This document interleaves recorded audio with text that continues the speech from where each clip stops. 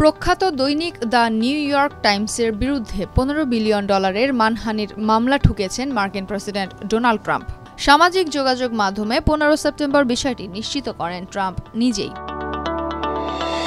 পোস্টে ট্রাম্প অভিযোগ করেন, কয়েক দশক ধরে আমার পরিবার, ব্যবসা, America first movement, make America great again এবং সামগ্রিকভাবে যুক্তরাষ্ট্র সম্পর্কে মিথ্যা প্রচার চালিয়ে আসছে নিউ ইয়র্ক টাইমস। তিনি বলেন, নিউ ইয়র্ক টাইমসের বিরুদ্ধে মানহানি ও অপবাদের মামলা করতে পেরে সম্মানিত বোধ করছি।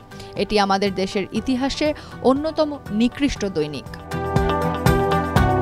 2024 সালের প্রেসিডেন্ট নির্বাচনে the new York Times Democrat প্রার্থী কমলা হ্যারিসকে প্রকাশ্যে সমর্থন করেছে বলেও অভিযোগ করেন রিপাবলিকান এই প্রেসিডেন্ট। বলেন, কট্টর বামপন্থী ডেমোক্র্যাট দলের ভার্চুয়াল মুখপাত্রে পরিণত হয়েছে নিউ ইয়র্ক টাইমস।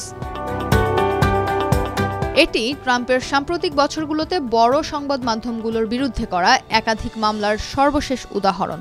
এর আগে Wall Street journal, ABC news, এমনকি প্যারামাউন্টের বিরুদ্ধেও মামলা করেন ট্রাম্প। এবিসি নিউজের সঞ্চালক জর্জ স্টেফানোপোলাস ও প্যারামাউন্টের সঙ্গে করা মামলার নিষ্পত্তি হয় যথাক্রমে $15 ও $16 মিলিয়ন। ওয়াল স্ট্রিট জার্নালের মামলা এখনও চলছে। নিউ ইয়র্ক টাইমসের বিরুদ্ধে তার দাবির পক্ষে তেমন কোনো প্রমাণ দেননি ট্রাম্প।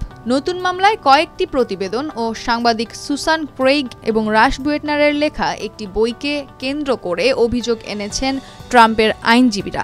ট্রাম্পের দাবি, ইচ্ছাকৃতভাবে ভাবমূর্তি ক্ষুণ্ণ করার জন্য করা হয়েছে এসব প্রকাশনা। ট্রাম্প বলেন, দীর্ঘদিন ধরে মিথ্যা ও ন্যাক্কারজনক আক্রমণের সুযোগ দেওয়া হয়েছে নিউ ইয়র্ক টাইমসকে। আজ এসবের ইতি ঘটেছে। মামলা হয়েছে ফ্লোরিডা অঙ্গরাজ্যে। এ বিষয়ে মন্তব্য জানতে নিউ ইয়র্ক টাইমসের কর্তৃপক্ষকে অনুরোধ জানানো হলেও তাৎক্ষণিকভাবে পাওয়া যায়নি সাড়া।